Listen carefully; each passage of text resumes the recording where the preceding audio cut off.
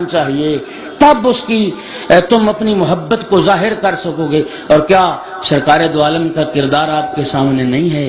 کیا پیغمبر گرامی اسلام وما ارسلناک الا رحمت للعالمین کا مصداق اپنے نواسوں کے لیے گھوڑے نہیں بن گئے تھے؟ روایت میں لفظ ہیں، بچے کھیل رہے تھے، امام حسین علیہ السلام بھی تشریف فرما تھے، سید الانبیاء آئے امام حسین علیہ السلام کو پکڑنے کے لیے۔ لوگ سمجھتے ہیں شاید ہماری مروت کے خلاف ہے یہ چیز، نہیں، امام حسین علیہ السلام کو پکڑنے کے لیے امام حسین علیہ السلام نے آگے دوڑنا شروع کیا۔ روایت کہتی پیغمبر نے بازو پھیلا کے امام حسین علیہ السلام کے پیچھے دوڑنا شروع کر دی۔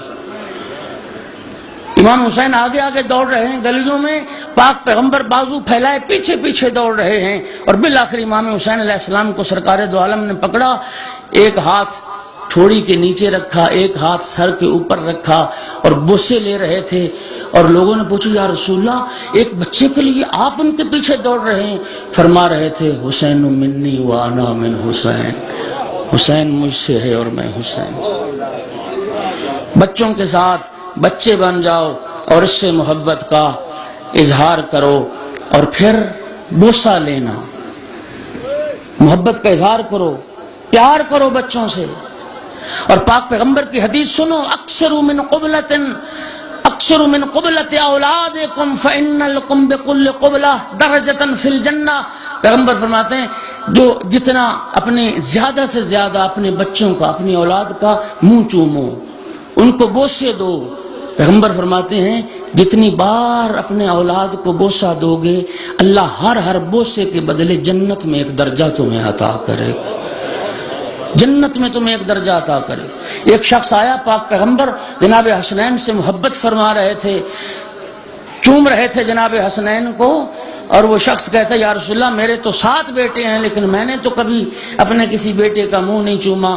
پیغمبر نے فرمایا اگر تیرے دل سے اللہ نے اس رحمت و رافت کو اٹھا لیا ہو تو میرا کیا قصور ہے، وہ اللہ نے الفت و شفقت نکال دی ہو تو میرا کیا قصور ہے۔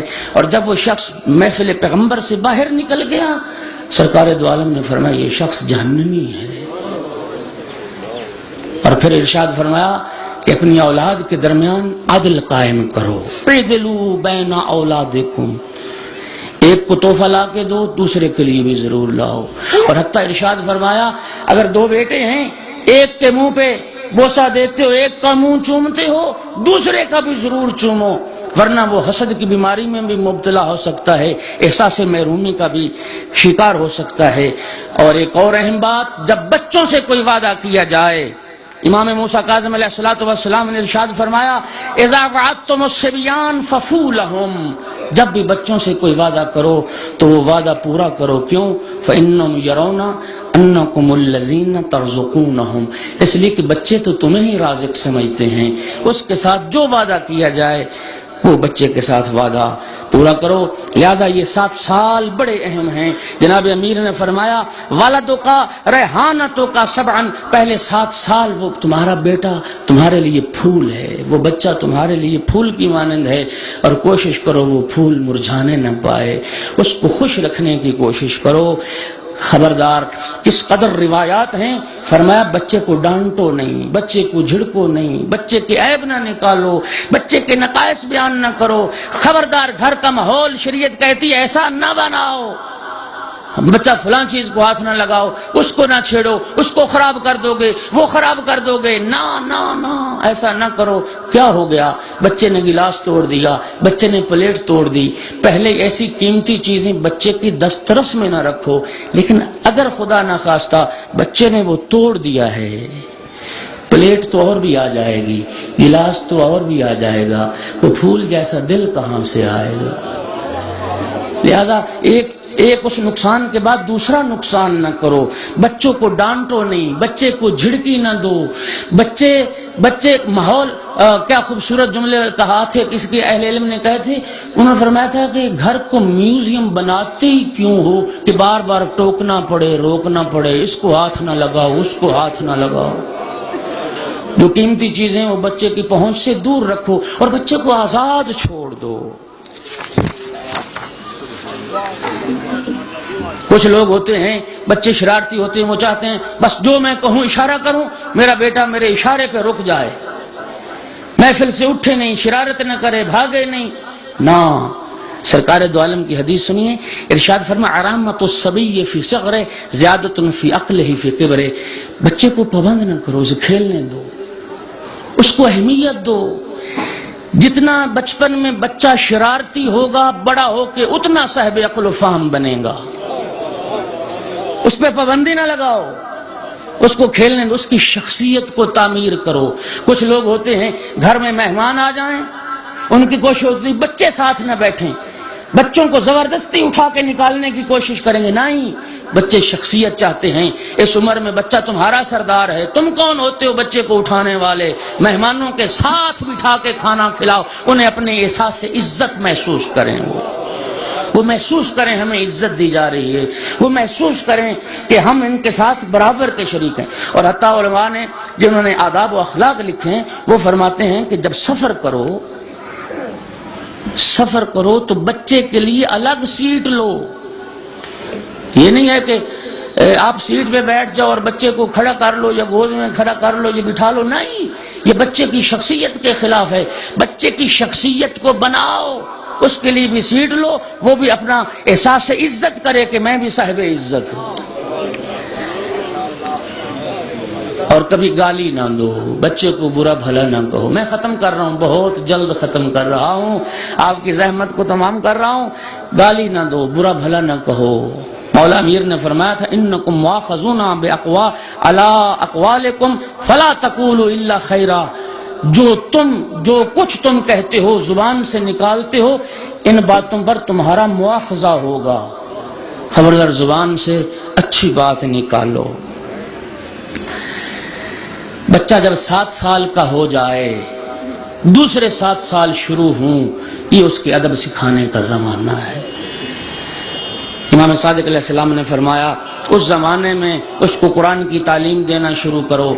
مروا صبیانکم بالصلاۃ اذا کانوا ابناء 7 سنین، جب بچے 7 سال کے ہو جائیں اب انہیں نماز پڑھنے کا حکم دو، اب انہیں نماز سکھاؤ، اب انہیں قرآن سکھاؤ، اور جو اہم ترین آداب بتائے گئے ہیں، سلام کرنا سکھاؤ۔ توجہ کر رہے ہو؟ سلام کرنا سکھاؤ، نظم و ضبط کی پابندی، ہر کام بسم اللہ سے شروع کرنا سکھاؤ، کھانے پینے کے آداب، گفتگو کے آداب، سونے کے آداب، وضو کا طریقہ، غسل کا طریقہ، نماز پڑھنے کا طریقہ، دعا مانگنے کا طریقہ، سفر کے آداب، دوسروں کے ساتھ رہن سہن کے آداب، اور ایک روایت میں فرمایا خطاطی سکھاؤ، خطاطی، یہ اس کے ادب سکھانے کا زمانہ ہے۔ اور جب زندگی کے تیسرے 7 سال شروع ہو جائیں، یہ وہ زمانہ ہے جب 15 سال کا ہو جاتا ہے اور بلوغ کا زمانہ ہے۔ اس دور میں مختلف اور متضاد جذبات اور خواہشات سر اٹھانے لگتی ہیں۔ کل کا کھیلنے والا بچہ آج ایک حساس جوان بن چکا ہے، اس کے وجود میں تیزی سے تبدیلیاں رونما ہو رہی ہیں۔ بلوغت کے اس نازک دور میں ان کو فحاشی کے کسی پروگرام سے بھی محفوظ رکھنے کا سوچیں اور زیر نظر رکھیں اس کی خلوت کو، اس کی جلوت کو۔ خدا نخواستہ ایسی محافل اور ملاقاتوں میں جانے سے اجتناب کریں کہ جہاں جن سے مخالف سے زیادہ واسطہ پڑتا ہو۔ اور یہ وہ زمانہ ہے جس زمانے میں اسے حلال و حرام کو سیکھنا ہے۔ اس زمانے میں وہ تمہارا وزیر ہے، گھر کی ذمہ داری اس پہ ڈالو، گھر کے امور میں اس سے مشورہ لیا کرو، مشورے میں اس کو شریک کرو، اس کو پیسے دے کے بازار میں بھیجا کرو، وہ خرید فروخت کرنے کے اس کو قابل بناؤ، اس میں خود اعتمادی پیدا کرو، اور اس میں یہ احساس ہو کہ اب گھر چلانا میری ذمہ داری ہے اور میں گھر کو چلانے کے قابل ہوں۔ اور کبھی بھی اس عمر میں مار پیٹ کی راہ اختیار نہ کی جائے، ورنہ بچہ سرکش اور ضدی ہو جائے گا۔ امام موسیٰ کاظم علیہ السلام نے بھی فرمایا کہ خبردار اس کو مارنا نہیں۔ اور ادب کیسے سکھایا جائے؟ چھٹیوں کے زمانے میں جو ماں باپ بیٹھے ہو، چھٹیوں کے زمانے میں اپنی اولاد کے لیے جو تربیتی ورکشاپس مختلف علاقوں میں مختلف مدارس میں قائم ہوتی ہیں، ان ورکشاپ میں اور معارف اسلام کے جو شارٹ کورسز ہیں ان میں ان کی شرکت کروائی جائے، تاکہ اس بدعقیدتی کے دور میں ان کا عقیدہ بھی محفوظ رہ سکے اور اپنے فرائض سے بھی آشنا ہو سکیں۔ میری ساری باتیں ختم ہو گئیں، اختصار کے ساتھ میں نے کچھ چھوڑ دیا، اگرچہ وقت کافی لے لیا۔ امام سجاد علیہ السلام کا یہ فرمان سن لیجئے۔